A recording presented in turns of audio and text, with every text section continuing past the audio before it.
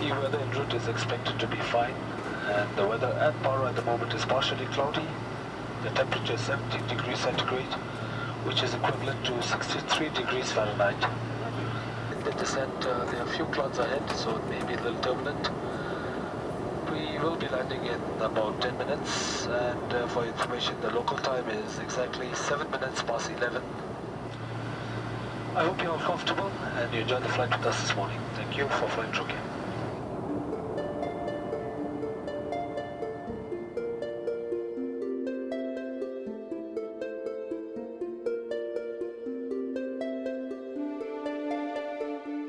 It's been described as one of the most amazing approaches to any airport in the world. A spectacular flight across the planet's highest mountain range, followed by a 10-minute tree-skimming descent down into this hidden valley. The approach is to a daytime airstrip that sits at an elevation of 2,200 meters. Often in winter and during the monsoon, this lone aircraft is delayed for days due to heavy weather or cloud cover. But what's down below in this valley is even more amazing. A nation virtually unknown to most, and a society almost unchanged for hundreds of years. Shielded from the outside world by a majestic mountain range, and held together by a faith that runs through the very core of society, the people who live below consider this the abode of the gods, and a place where connections with the divine are possible.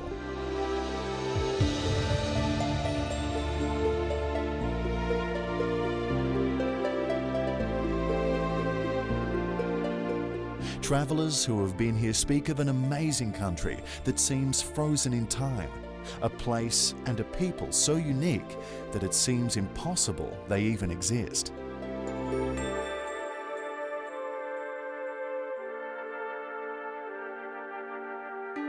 But whether it was divine intervention or just pure luck, the travelers looking through this window consider being part of this nation's first major DXpedition as perhaps the most amazing thing of all.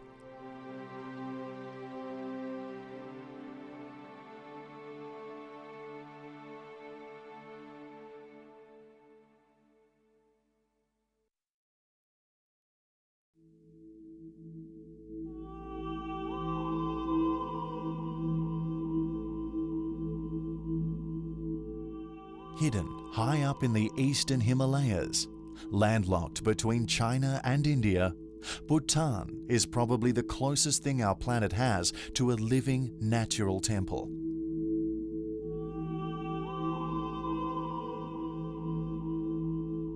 Known to its citizens as Drukyul, or the land of the thunder dragon, Bhutan's self-imposed isolation and deep-rooted Buddhist way of life have made it the most historically preserved nation on Earth.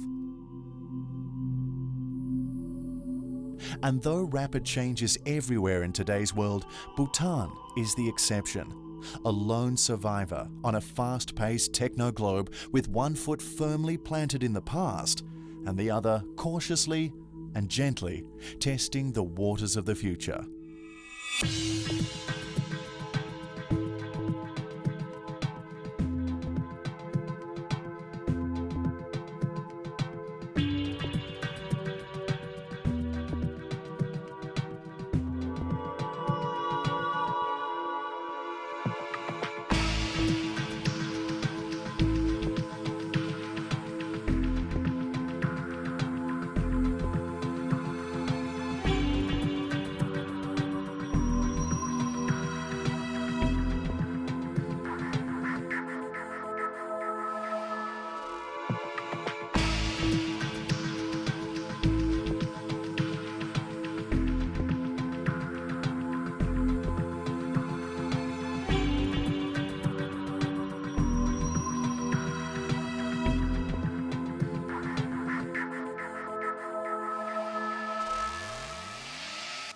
Bhutan is home to about 600,000 people and has no major cities, highways or large airports. In fact, the nation's only airport is located in the west, about 65 kilometers from the capital of Thimphu, which is where the A52A story begins. The first order of business for expedition leader Glenn Johnson, W0GJ, is to release his last 2 crates of cargo, which came in only on today's flight due to size restrictions on the national airline Druk Air. Without them, critical items would have been left behind in Thailand, and the operation a total failure. But even after all airport formalities are taken care of, it will still take another 2 hours of travelling by bus to reach the capital. And on Bhutan's winding mountain roads, this is a ride that is definitely not for the faint-hearted.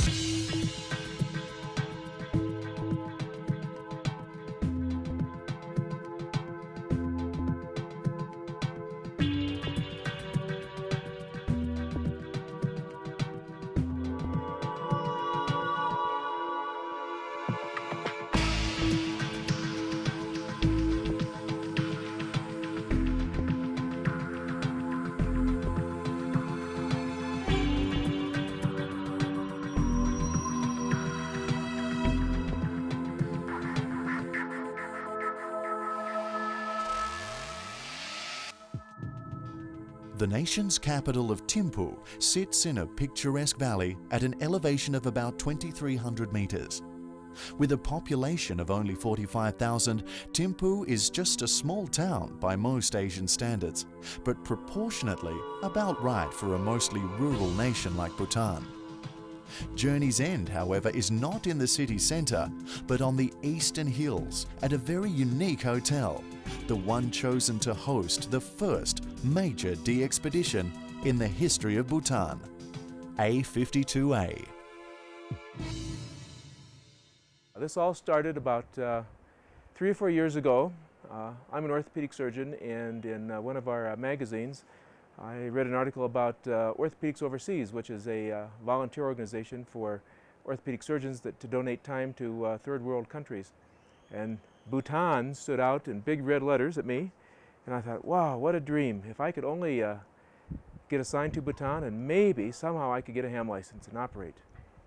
Well, I did get my name on the list, and my assignment is coming up in about 6 or 7 months to work at the hospital here in Thimphu. I'll be here for a month.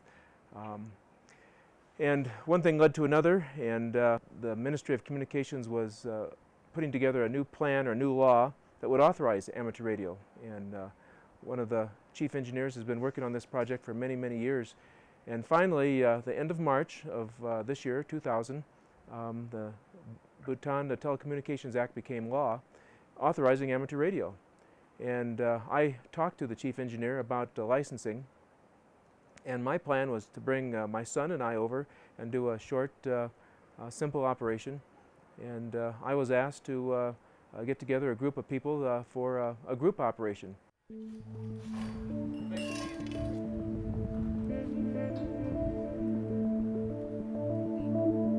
3 members arrived a day earlier than the rest of this full team of 15. And with the help of the family and staff of the hotel, most antennas were pre-assembled on the ground and ready to raise in less than a day. But the fact that these antennas and the rest of the team's gear made it here at all is a wonder. Experienced DXpeditioners know that the logistics of shipping tons of equipment for a large-scale operation can take up to a year of planning and careful preparation. But with only 2 weeks advance notice from the ministry and 2 size-restricted cargo flights per month serving the entire nation, A52A faced a serious problem: how to instantly airlift a mega expedition. We thought the only way to get equipment and logistics into Bhutan was by DHL, and they accepted only small packages. And so our biggest problem was getting antennas and masts in, because the maximum size was about 1 meter. And we finally found a shipper for air freight at a less of a cost than DHL that could get things here. We had 1 cargo flight that this stuff had to catch in time for operation. If we missed the cargo flight, we wouldn't have our stuff to operate. We got word when I got to Bangkok that 17 of the 19 crates got on board. 2 of the crates didn't. Well, it took a few hours to figure out which 2 crates didn't. One of the crates had the 4 ICOM radios. The other crate had a bunch of our supplies in it that was critical, like power supplies and headsets and things like that. So I spent 4 days in Bangkok trying to go through customs to break down these crates so they'd fit into the Druk Air plane. It took a special permission to get into the custom house or to the warehouse where our stuff was. We finally found the 2 crates. And we found the airplane and the size of the doors, and with the help of 2 or 3 guys, we recrated everything into 2 boxes that would fit into the Druk Air plane. So we arrived with everything, nothing lost. And you know, with the fast logistics of this operation, it really is amazing that things just played out as well as they did. Antenna assembly is tough up in the thin mountain air of Thimphu, but once it's all over, the reward for such a heavy day is spectacular.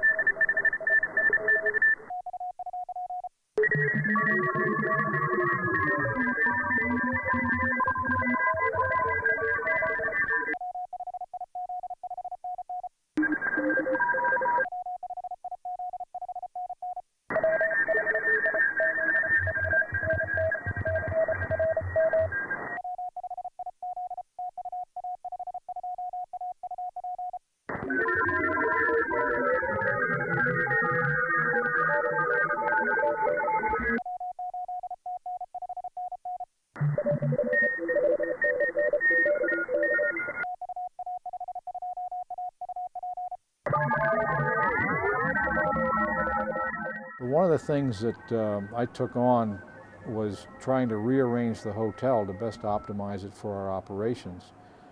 And I made a study of the floor, the various floors, what was available to us, and basically the whole hotel was ours. We could do whatever we needed. The owners said, whatever you want, just ask for it.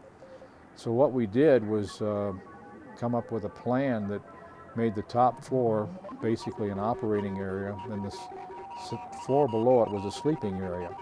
The hotel staff literally rearranged their hotel so that this could happen. They moved beds, they moved furniture, they moved equipment. Everything was just made exclusively and for our use. I think we've put together a very good team. We have a team of some of the best names that you can ever imagine on DXpedition teams. Actually, it took 2 weeks after the word go to get together an expedition of 15 guys. And things unbelievably came together, and here we are.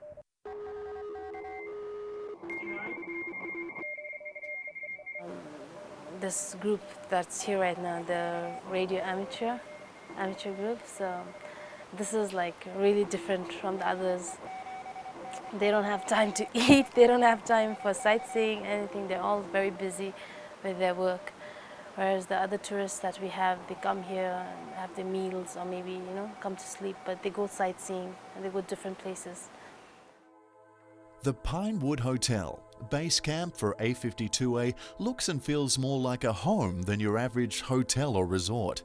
Managed by a young lady who goes by the name of Lenny, she, along with her parents, keep this family-style hotel running smoothly and according to the Tourism Authority of Bhutan's strict standards.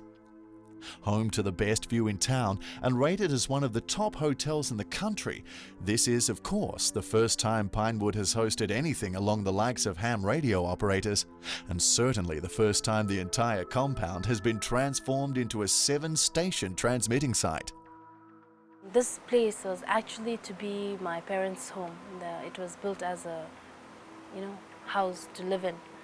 But then my father was hardly here. They kept going to places in Bhutan itself with his work and things like that. So, and then I thought maybe I could try, you know, running it as a small hotel.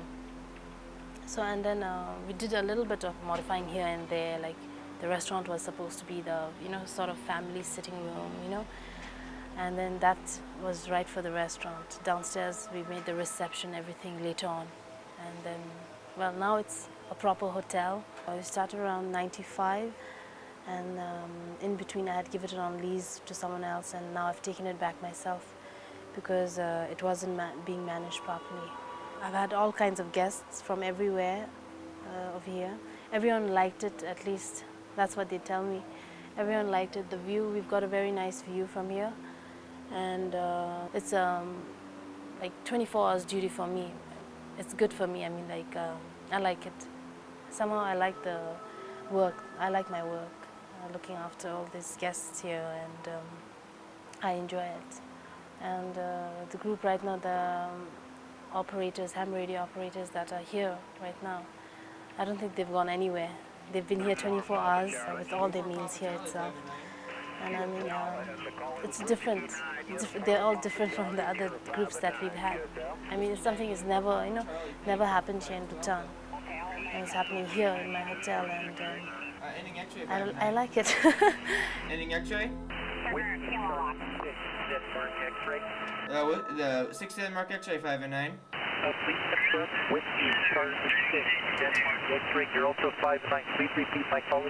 Whiskey Charlie 6 Denmark X-ray, thank you. Alpha 5 to Alpha. Sierra Kilowatt 5 and 9. Okay, Sierra Kilowatt 0 Hotel Bravo, Sugar Kilowatt 0 Hotel Boston, you're also 5 and 9, thank you. Sierra Kilowatt 0 Hotel Boston, thanks. Alpha 5 to Alpha. Bravo Sugar Delta. Bravo Sugar Delta 5 and 9. Thank you very much. Kilo America number 9, Bravo Sierra Delta, 5988, US. Kilo Alpha 9 Bravo Sierra Delta, thanks. Alpha 5 to Alpha. Again? Denmark United 5 and 9. Denmark United. Sugar Mike 5 Bravo, Denmark, America. Sugar Mike 5 Bravo, Denmark United 5 and 9. Sugar Mike 5 Bravo, Delta America, 59. Roger, Sugar Mike 5 Bravo, Delta America, thanks. Alpha 5 to Alpha. Papa Mike. Papa Mike 5 and 9. Thank you, Lima Yankee 1, Papa Mike 5 and 9. Lima Yankee 1 Papa Mike, thanks. Alpha 5 to Alpha, 300, 315. America 3 Delta Zulu 5 and 9. Roger, America 3 America Zulu, thanks. Alpha 5 to Alpha.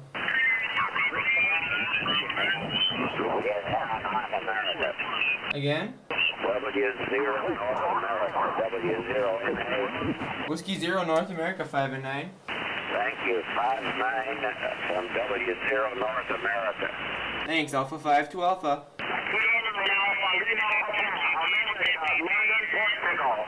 Kilo 9 Alpha Lima Papa 5 and 9. Kilo 9 Alpha Lima Papa 5 and 9. Roger, 73 is Alpha 5 to Alpha, 300, 310. Sugar Mike 0 Whiskey Kilo Alpha, Sugar Mike 0 Whiskey Kilo Alpha. Sugar Mike 0 Whiskey Kilo Alpha 5 and 9. Thank you, also 5 and 9, 73 is Alpha 5 to Alpha. November 2, Juliet Tango. November 2 Juliet Tango 5 and 9. November 2, Juliet Tango, 5-9, thank you. You're welcome, Alpha 5 to Alpha. Golf 4 Zulu America Juliet 5 and 9. Roger, Golf 4 Zulu Victor Juliet, thanks. Alpha 5 to Alpha. X-ray Delta, Kilowatt 9, X-ray Delta. Kilowatt 9 X-ray Delta 5 and 9. Roger, thank you from Kilowatt 9, X-ray Delta, 59, thank you. Thanks, Alpha 5 to Alpha. Again? 7 Quebec Hotel Echo. 7 Quebec Hotel Echo 5 and 9. Also 5 and 9. Whiskey 7 Quebec Hotel Echo. Whiskey 7 Quebec Hotel Echo, thanks. Alpha 5 to Alpha. Lima Bravo 5 and 9.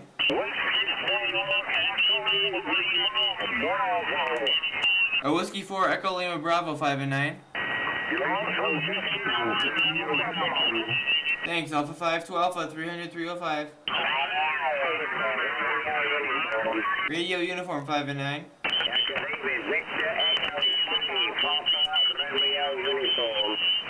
Victor Echo 3, Papa Romeo Uniform 5 and 9. Well, it's really a lifelong ambition to be here ever since I first heard about Bhutan from Gus Browning back in the late 50s. I read some of his stories, I saw some of the pictures, and ever since then I've wanted to go to Bhutan. I had an occasion to visit with Gus once. He showed me some of his pictures, told some stories, and that even heightened that desire back in 1987 at the convention in Atlanta. So I'm here now, and what's amazing to me is today we visited the Minister of Communication, and I brought up well, he had mentioned that we all had individual call signs, and I mentioned that I had A52 Gus Browning, GB, and just kind of a commemoration of what he meant to me as a youngster. And they remembered Gus and what he had done here in the country, and he was a friend of one of the ministers back then, and it was interesting to know that he still has a presence here even now, 40 years later. A large-scale DXpedition is certainly a new sight for Bhutan, and a visit from the Ministry of Communications was of course expected and welcome, especially since it was their invitation and new license plan that made A52A possible.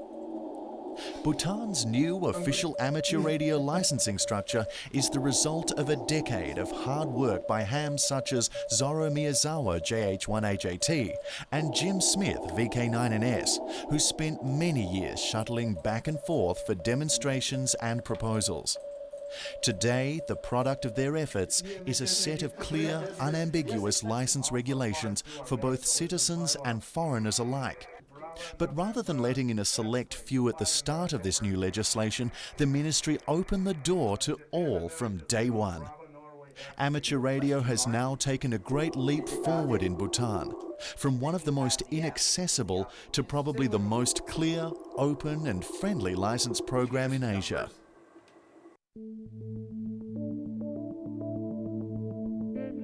Thimphu's only market opens its gates exclusively on weekends and is essentially the only place where fresh produce and crafts are traded on a regular basis. Bhutan's small population is about 85% rural, most of these being subsistence farmers, so markets like this have limited appeal to the majority. Being so rural and isolated in Asia, Bhutan's economy is of course small, but growing. One of the biggest exports today is hydroelectric power to India, which in mountainous Bhutan is an almost inexhaustible source of revenue. As with any developing country, foreign aid also makes up a substantial chunk of Bhutan's income, with India being one of the largest contributors. The extremely close relationship India keeps with Bhutan permeates throughout most of Bhutan's national development. Even the national currency is pegged with the Indian rupee.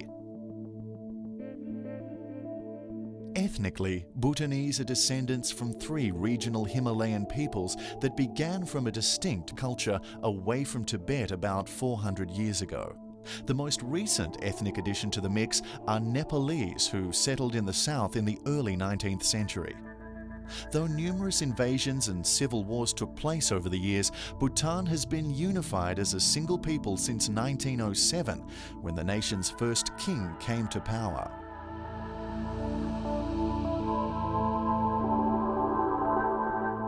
Bhutan's current king only came to the throne as a teenager in 1972 and is responsible for much of the current idea to gradually bring Bhutan into the 21st century with new technology. As the true leader of Bhutan, this humble young monarch commands genuine admiration and respect among Bhutanese. And it is rare to find a home that does not proudly hang his photograph.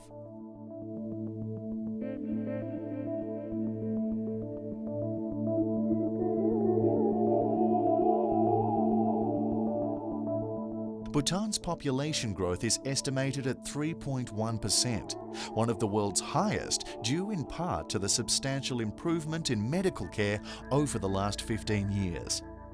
Such numbers are warning signs of problems to come, and steps are being introduced to prevent a dangerous strain on national resources. But on a comparative scale to its massively overpopulated neighbours, India and China, Bhutan is in an enviable position of having most of its national forests and land untouched and preserved, something very few nations can brag about.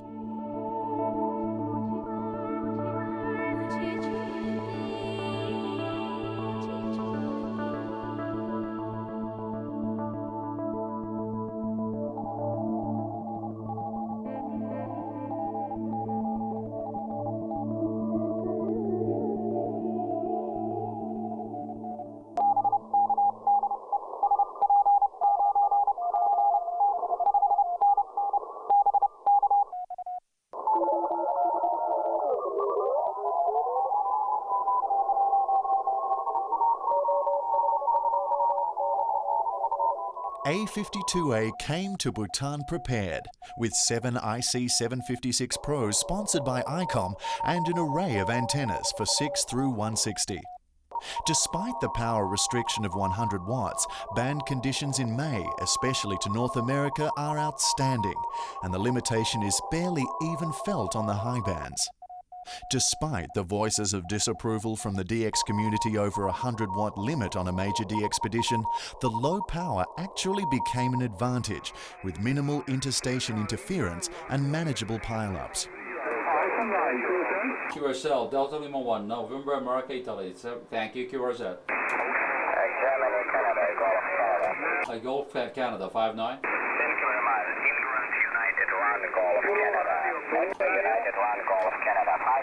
England, United 1, Gulf Canada. Thank you, QRZ, listen 150. November 9, November Sierra. Again, please. November 9, November Sierra. Something November Sierra, 59. November 9, November Sierra. The A52A routine followed a similar operating pattern to many other major DXpeditions since VK0IR in 1997, with 3-hour shifts per rig, CT-generated log uploads to the web and the pilot system.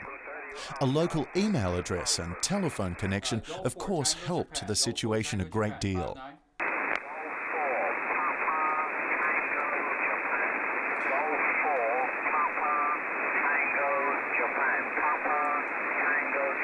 Yeah, go for it. Papa Tango Japan, you're 59, over. The Pinewood Hotel sits on a mountainside facing the Thimphu Valley to the west, with a clear, unobstructed path from 190 degrees through 10 degrees. This places Europe and most of North America in an excellent short path direction, which in May is just about perfect. Hotels on the western side of the city, the only other option in Thimphu, would have provided nicer paths to Japan, but Europe and the eastern United States would have been severely blocked. Considering the relative distance trade-off, the Pinewood proved to be the best choice, and final QSO statistics, especially from stateside, proved the point. The high-band antenna farm consisted of an array of Cushcraft Yagis, including 4 A3S tri-banders and 2 A3WS walk-banders, with lightweight and easily transportable Force 12 masts providing the support. Though a challenge at 100 watts, the low-band setup consisted of single-band verticals for 30 and 40 metres, a K9 AY Special for 80 metres, and a Titan X vertical for 160. Line noise was an intermittent but serious problem on all bands, and though the actual source was impossible to trace, it was determined to be radiating from the power lines directly in front of the hotel. This was not entirely unexpected, especially due to the type of power grids found in South Asia. But everything isn't always perfect on a DXpedition, and the team learned to deal with the annoyance using a combination of adjusted beam headings and noise blankers. The main areas that suffered at A52A due to the mountains were Oceania Short Path and Stateside Long Path. Both areas were worked without much problem via the North Pole, though the number of complaints through the internet was higher than expected. Often, DXs at home fail to realize how many restrictions a DXpedition faces in terms of season, equipment, power and location. A52A did not have the luxury of kilowatts, 360 degrees of clear view, or midwinter low-band conditions, and had to make do with what was given. But in a peculiar way, this antenna farm is not such a strange sight in Bhutan, as another type of transmitting antenna also graces these hillsides.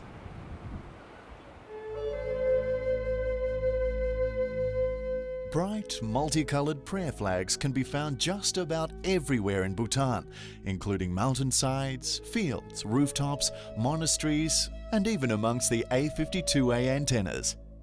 Made out of cloth, printed with text and mounted on long wooden poles, the flags come in 4 varieties and 5 colors, each symbolizing the basic elements of earth, iron, water, wood, and fire.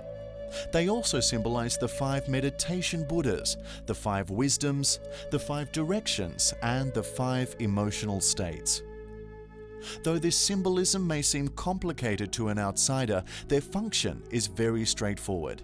They are simply antennas to the gods, transmitters of prayer to the heavens.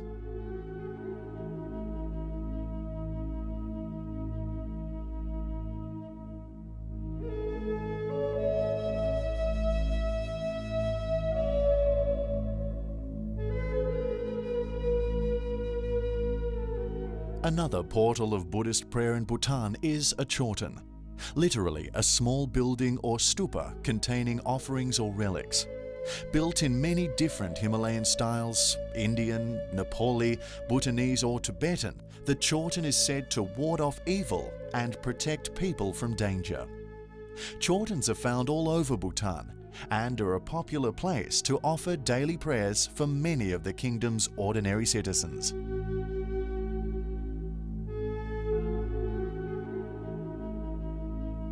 Prayer wheels are another common transmitter of prayer in the Buddhist world and vary in size from small handheld versions to massive cylinders such as these located at the Memorial Chorten in Thimphu.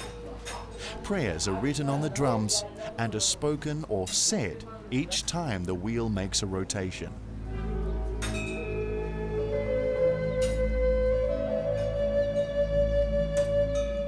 With Bhutan situated at the crossroads of the Buddhist world between India and East Asia, it's not surprising that monasteries are everywhere, many of them in continuous use for over 1,000 years.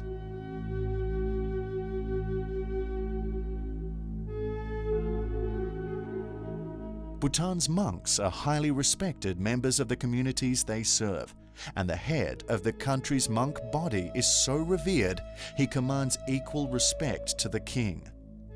Monks as young as 10 come to study at monasteries like this, a gesture which is considered a great honor to any family that sends one of its sons into the order. Just as the churches of Europe were in the Middle Ages, monasteries and religious schools in Bhutan and Tibet were, up until very recently, the source of all education, knowledge, and power. Buddhism and the nation are intertwined in Bhutan, with faith being the foundation of all society and life. Even the history of Bhutan closely follows the path and development of Himalayan Buddhism over the last 1,000 years. And it is almost impossible to understand this region's complex history without knowledge of the spread of Buddhism across the Himalayas and into East Asia.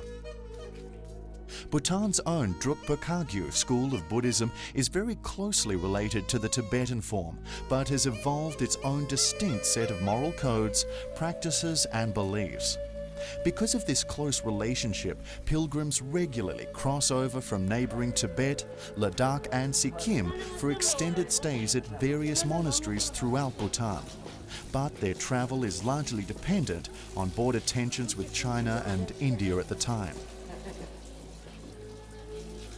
Due to their religious connection to Tibet and the exiled Dalai Lama, the northern frontier with China is officially closed. But local crossings do occur on an unrecorded basis, especially for families with relatives on both sides. With Tibet under Chinese rule, Bhutan is now the only nation in the world to retain this form of Himalayan Buddhism as its official state religion.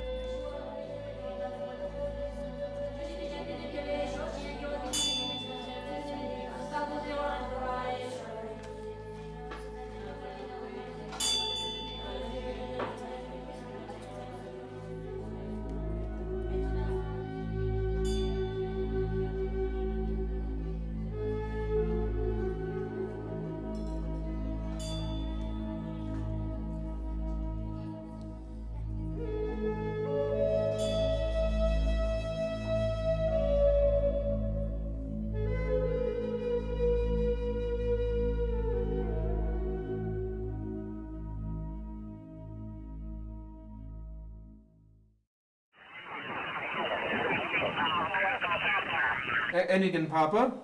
November 6, Bravo, Echo Papa. November 6 Bravo Echo Papa 5 and 9. Thanks, Alpha 52 Alpha, North and South America only, 300 305. Yankee Radio Alpha 5 and 9.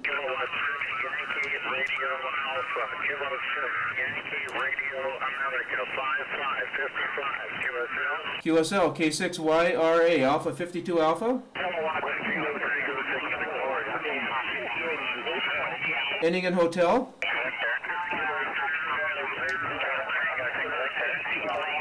A Kilo 6 again, ending Hotel. Kilo 6 Charlie Hotel 5 and 9.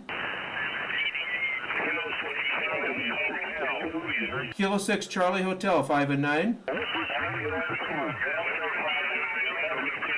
Thank you. Alpha 52 Alpha 300 305 North and South America.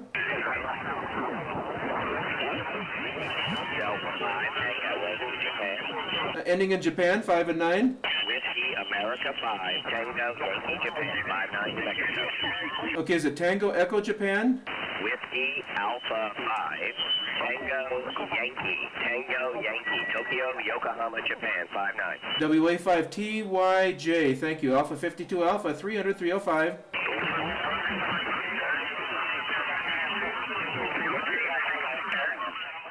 All of the logistics involved. Within 2 weeks, we had all of our equipment shipped by air freight to Bhutan, and it was almost literally sleepless nights because most of us had full-time jobs, and trying to get all the paperwork done and the running around to get everything together was just an incredible full-time job in itself in 2 weeks for an expedition like this. Again, Foxtrot.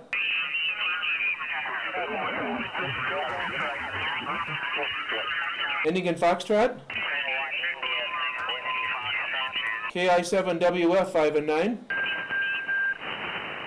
Is it Kilowatt Italy 7 Whiskey Fox? Okay, what's the number?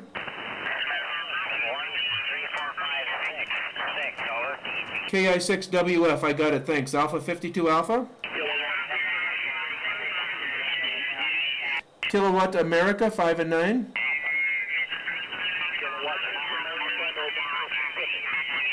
A Kilowatt Alpha again. A Kilowatt Alpha again.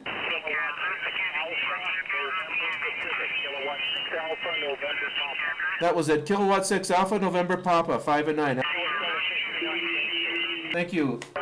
Alpha 52 Alpha 300 305 North and South America. Hotel Whiskey again. Kilo 7 Hotel Germany 5 and 9. Thanks, Alpha 52 Alpha. Charlie Golf 5 and 9. Yeah, real fine. This is Kilowatt 5 Charlie Golf. You're 5'9" in the state of Oklahoma. The name's Chuck. Charlie Henry Hunter, Charlie Kilowatt. QSL Chuck K5CG from Alpha 52 Alpha. QRZ 300 305. When we got off the plane in Pero and got in the little bus to bring us here, I had a lump in my throat because it was a dream come true, because I've been planning on coming to Bhutan for 3 years or so. And finally we're here in literally the Shangri-La of the Himalayas. What a beautiful country. I mean, just unbelievable beauty all around us. And the books are right. The books say you can't take a bad picture of Bhutan. And certainly parts of the capital Thimphu easily fit that description.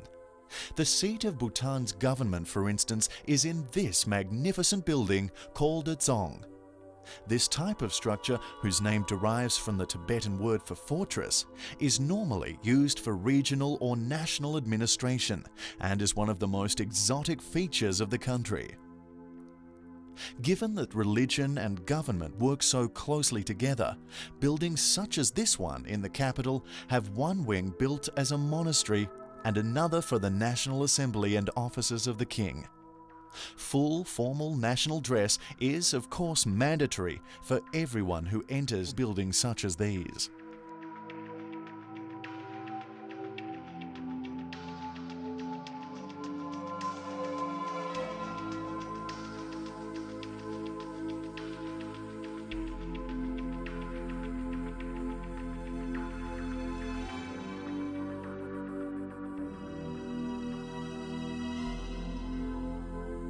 Downtown Thimphu is not exactly the most bustling of cities, and even up until the late 70s was still considered quite rural.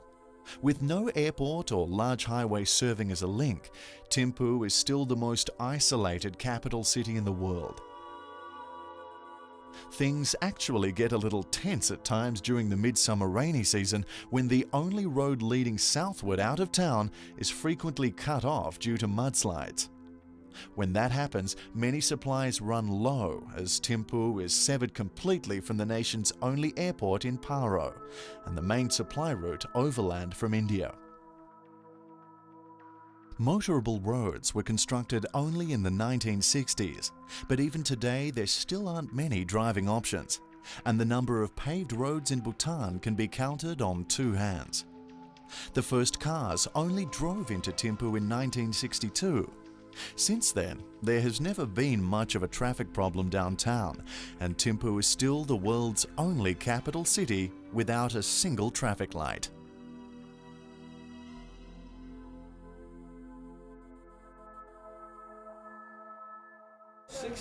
And 80, it disables it. So for 60 and 80... Confusion seems to reign as the famous Titan X low-band vertical is opened for the first time. 40, it uses the capacitors. Well, this relay 160. This relay generally switches on. Though it's been a while for the team's veteran users of this antenna, the assembly procedure needs to be thought through very carefully. An antenna of this height and flexibility needs just the right touch to avoid disaster, especially when being assembled on a windy mountaintop. We're going to raise it a section at a time, up like this, but we're not going to go vertical. Meanwhile, the rest of the antenna is going to be laying on the ground, okay? So for step one, we've got to have somebody on each of the four guys at the bottom, but you can't tie them yet because we're not vertical, we're still here. Then we go up a little bit further. People have a hold of the second set of guys. Pull it. And pull it, you will need that. And then when it gets, the bottom is vertical, we're going to tie it off. Okay? This may still be on the ground. Don't worry about it. Then when the bottom is tied up, we'll go a step further. We'll have people on the top set of guys and the people that have the second set, when we go vertical, tie them off. Okay? And then we'll put the last part up, tie it off. That's the plan. I have no idea what's going to really happen. If anything at all is going to emerge from an effort on 80 or 160, it's going to take an excellent antenna such as this and lots of patience. Mounted far away from the hotel on an even higher hilltop, the antenna should at the very least be able to net something out of Europe or nearby Asian countries. To a first-time user, the Titan X seems an almost impossibly wobbly antenna to deal with. But if each section of guys is carefully tied off in stages, this wet noodle will eventually stand tall, albeit a little crooked.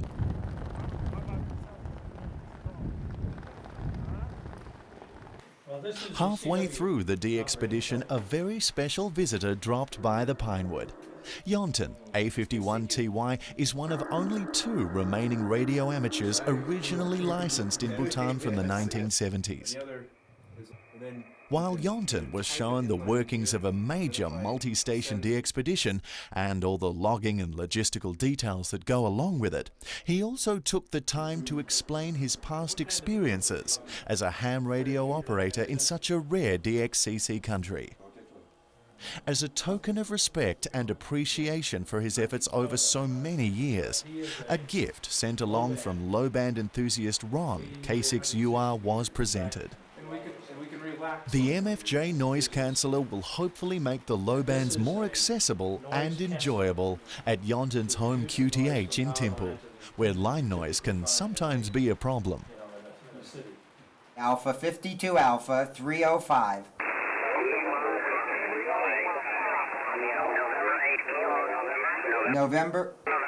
November 8 Kilo November 5 and 9.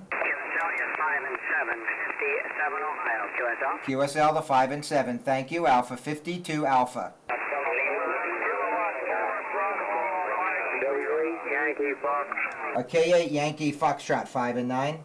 5-9 West Virginia 73. Yeah, it's Whiskey 8, right? W8 Whiskers 8, that's right. Okay, Whiskey 8 Yankee Fox. Thank you. Alpha 52 Alpha. November 4, November Alpha. Who's in November 4? November 4? Yeah, November 4, November Alpha. Okay, guys, hang on. November 4, November again. Nancy 4, November Alpha, North America, over. Nancy 4, North America, 5 and 9. Yeah, thank you, 5-9, over. Okay, good signal. Alpha 52 Alpha, 305, 310.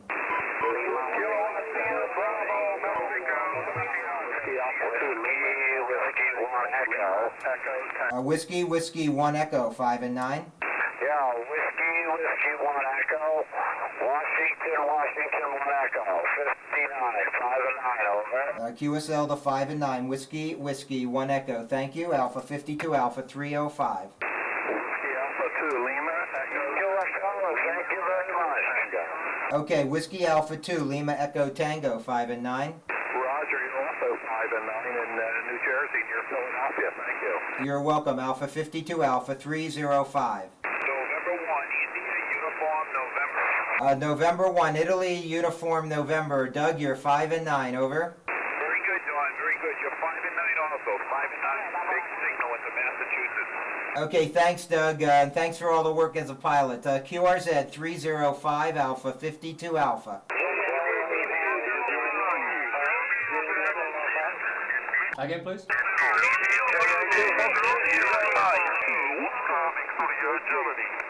Oscar Victor Germany どうぞ。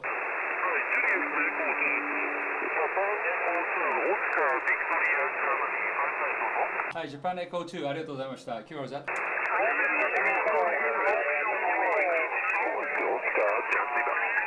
オスカー something どうぞ。フロリダ2キロワットオスカージャパンフロリダ2キロワットオスカー59ですどうぞ。はい、キロワットオスカーザンジバーラストレーダー Z ゼブラ59ですどうぞ。はい、ザンジバーありがとうございました。QRZ。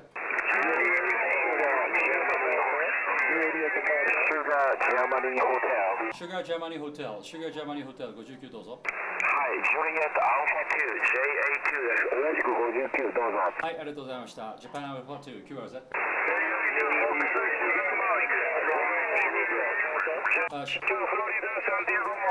フォックスシュガーマイク59どうぞ。はい、JA2 ですね。ありがとうございました。QRZ。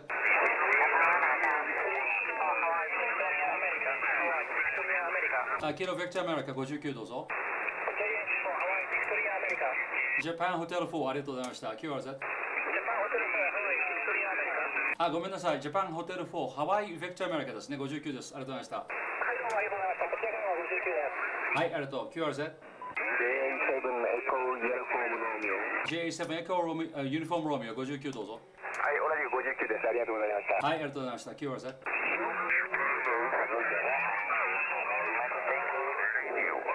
something Romeo どうぞ。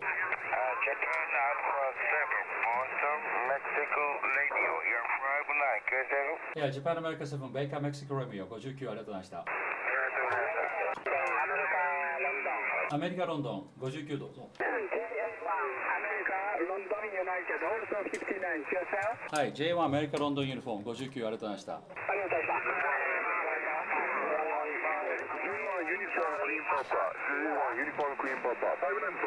どうもこんにちは。J1UQP59 です。はい、どうもおおきに QRZ。ユナイテッドジャーマニーザンジバー59どうぞ。ジャパンアメリカ3 JA3UG です。オールソ59です。ありがとうございます。はい、J3 了解しました。QRZ。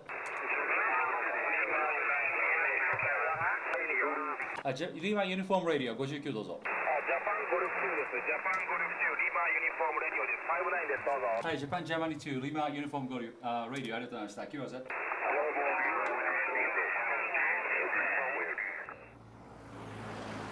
From small school children all the way to top officials, Bhutanese are required to wear their national dress at the workplace, school, and most everywhere else outside of home. The national dress code is one of the more unique and visible aspects of the culture and makes them a rather formally dressed people compared to their counterparts in the West. Made out of locally designed and manufactured materials, the heavy garment is used in both summer and winter and is basically just a type of thick robe. Men wear a hoisted version called a go with a tight sash around the waist, and women a similar but longer version called a kira. People of official stature such as ministers, community leaders and those entering a dzong are also required to wear a long body scarf, the colour of which usually determines their rank in society.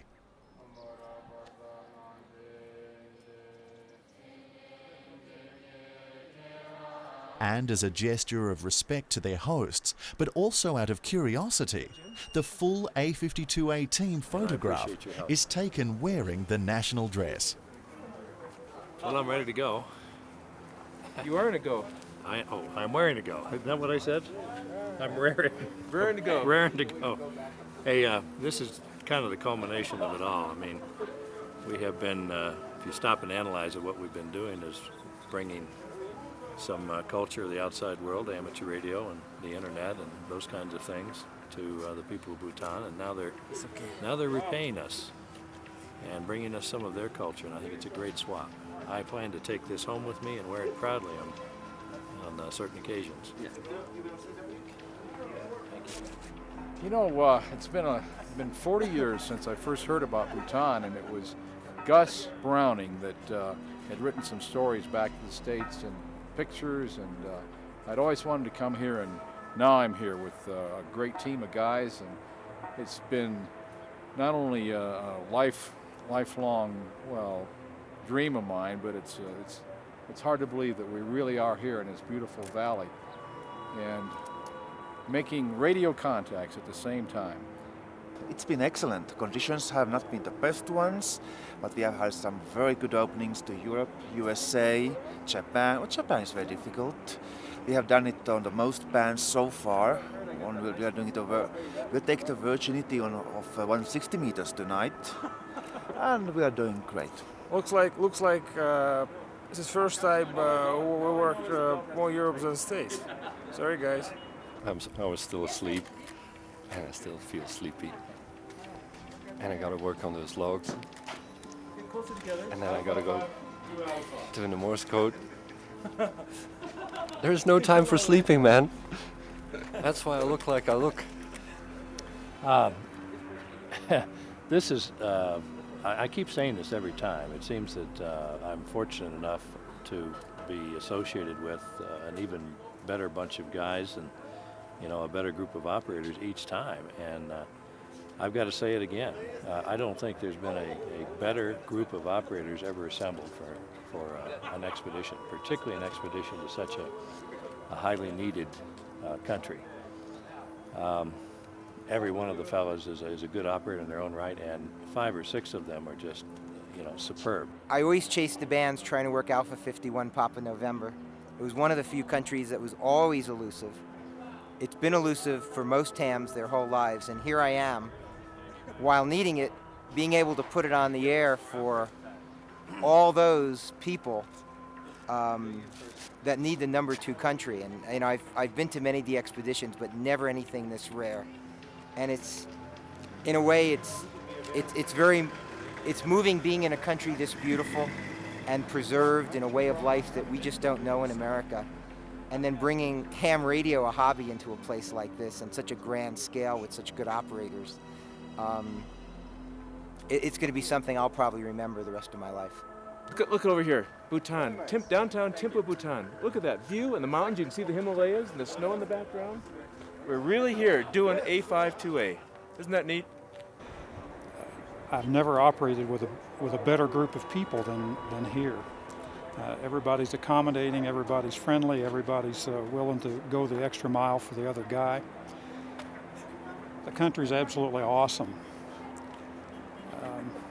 of all the places I've been in the world, this is a unique place. I've never been any place quite like this, including some areas in this general vicinity, like Nepal. The people are incredible. I can't say enough about the hospitality we've had since we've been here. The organization has been superb. I wouldn't trade this experience for the world. These are our hosts. Okay. Yay! Just half press it will auto Alpha. This way. No, I thought it was 5A2A. Alpha Hotel 2. We're in Guam. This is Guam. Connections with the spiritual world have never been something they had to worry about in Bhutan, but connections into the real world are another matter entirely. In a small way, the official licensing of amateur radio is representative of one of the more interesting changes that is taking place. Changes that affect a nation's connection to the world. Just like amateur radio, tourism, the internet and satellite television are now gaining popularity, further intruding on this unique culture and traditional way of life. But in its own gentle way, Bhutan has decided it's time. Time to begin a long, slow walk into the future.